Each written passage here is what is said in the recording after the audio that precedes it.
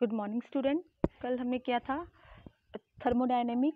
Thermodynamic क्या होता है? इसके अंदर सिस्टम और सराउंडिंग आता है। सिस्टम हमने किसको बोला? जैसे हमारे पास अर्थ है, तो जो अर्थ जो है हमारे पास है ना, उसका इंटरनल जो पार्ट है वो सारा हमारे पास क्या हो गया? सिस्टम। और अर्थ के बाहर वाला जो पार्ट है वो हमारे पास क्या हो गया? सराउंडिंग हो गया, और उसकी एक बाउंड्री। तो हमने देखा कल की सिस्टम कितने टाइप के होते हैं, आइसोलेटेड, ओपन और क्लोज्ड। क्लियर। अब हमारे पास क्या है? Important point with respect to property. Properties are point function. Properties are independent of past history. Now what is heat? Heat is mode of heat transfer which take place by the virtue of temperature difference. यानी हमारे पास अगर दो body है, एक गर्म है और एक ठंडी है ना, तो इसमें से किसका टेम्परेचर ज़्यादा होगा? जो गर्म है। जैसे गर्मियों में क्या होता है? टेम्परेचर ज़्यादा, और सर्दियों में टेम्परेचर कैसा होता है? कम होता है ना।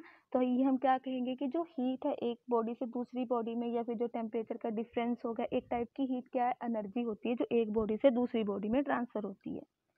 तो यहाँ पे हम क्या करेंगे? हीट को क्यू से रिप्रेजेंट करेंगे। Q is equal to mCT। C हमारे पास क्या? Specific heat is the energy required to change the temperature. C हमारे पास क्या? स्पेसिफिक हीट है जो क्या करेगी? यूनिट मास के टेम्परेचर को चेंज करेगी। Specific heat at the constant pressure. Constant pressure को हम किससे लिखेंगे? Cp से लिखेंगे। Is greater than constant heat at constant volume Cv, because Cp includes boundary work along with internal energy, whereas Cv includes only internal energy. Now what is the internal energy? जैसे हमारे पास एक system है, उस system के अंदर काफ़ी सारे particles होंगे, है ना। तो वो पार्टिकल्स अगर मोशन में आते हैं ना, तो उनकी क्या होगी? अपनी एक अलग से एनर्जी होगी, तो उसी को हम क्या बोलते हैं? इंटरनल एनर्जी बोलते हैं। क्लियर। अब हमारे पास क्या है? देखो, work is said to be done by the system if the entire effect of the system on the surrounding can be converted into raising of weight through the weight may not be raised. Now important point with respect to heat and work interaction. Heat added to the system is taken as positive. अगर हमने system के अंदर heat को क्या किया है? Add किया, तो हमने उसको क्या लेना है? पॉजिटिव लेना है। ये क्या है? साइन कन्वेंशन है। And heat rejected by the system. अगर हीट रिजेक्ट हो रही है तो उसको हमने कैसा लेना है? नेगेटिव लेना है।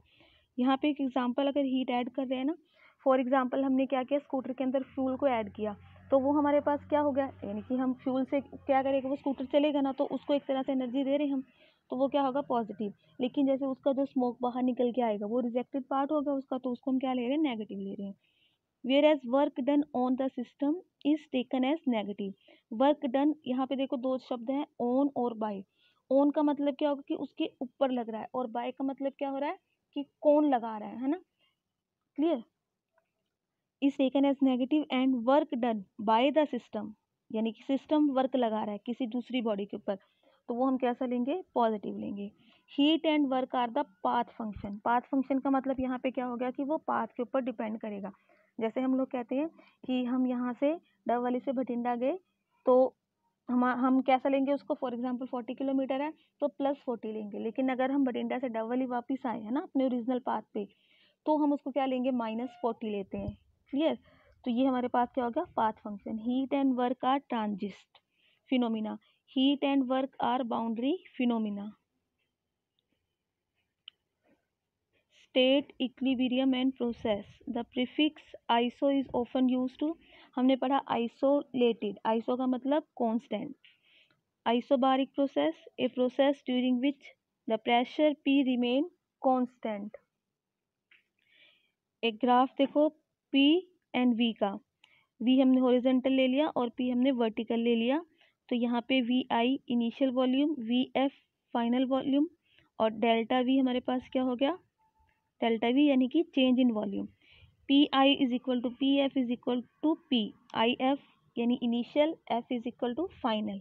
तो प्रेशर कैसा हमारे पास? कांस्टेंट। अगर प्रेशर कांस्टेंट है तो वॉल्यूम भी कैसा रहेगा? कांस्टेंट रहेगा। नेक्स्ट हमारे पास देखो प्रोसेस। प्रोसेस का मतलब क्या है? जब एक स्टेट से दूसरी स्टेट में हम जा रहे हैं ना, जैसे हम लिक्विड से गैस, गैस से लिक्विड में आएंगे, तो ये हमारे पास क्या होगा? प्रोसेस होगा।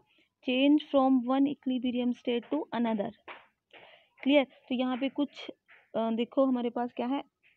डेफिनेशंस है। आइसोबारिक, आइसोथर्मल, आइसोकोरिक, आइसोएंट्रोपिक, और आइसोबारिक के साथ प्रेशर होगा, आइसोथर्मल में टेम्परेचर कांस्टेंट, आइसोकोहरिक में वॉल्यूम कांस्टेंट, और आइसोएंट्रोपिक में एनोट्रॉपी। अब एनोट्रॉपी क्या होता है? एनोट्रॉपी हमारे पास होता है रैंडमनेस, है ना, कि फॉर एग्जांपल एक हमारे पास सिस्टम है और उस सिस्टम के अंदर काफ़ी सारे पार्टिकल्स हैं, ठीक है, अभी हमने उस सिस्टम के अंदर हीट अप्लाई नहीं किया, तब जो पार्टिकल का मोशन है हम चेक करेंगे, और फिर देन हम क्या करेंगे, उसके अंदर हीट सप्लाई करेंगे। जब हीट सप्लाई करेंगे तो हम देखेंगे कि जो पार्टिकल के अंदर मोशंस हैं वो कैसे फास्ट हो जाता है।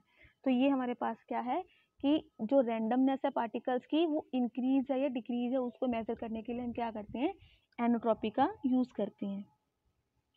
नेक्स्ट हमारे पास आइसोकोहरिक या आइसोमेट्रिक प्रोसेस ही बोलते हैं, ए process during which the specific volume we remain constant. अब यहाँ पे देखो डायग्राम के अंदर क्या कर रखा है कि कंटेनर ले रखा है, एक तो हमने क्या किया, बिफोर हीटिंग, हीटिंग से पहले भी उसका वॉल्यूम सेम था, जब हमने उसको हीट किया तो भी उसका जो वॉल्यूम है वो कैसा है, कांस्टेंट है ना। तो ये हमारे पास प्रोसेस कैसी होगी, आइसोकोहरिक प्रोसेस होगी, यानी जिसका वॉल्यूम कैसा होगा, कांस्टेंट होगा। नेक्स्ट हमारे पास कैसा है, आइसोथर्मल प्रोसेस। थर्मल, थर्मल का मतलब यहाँ पे क्या है, टेम्परेचर।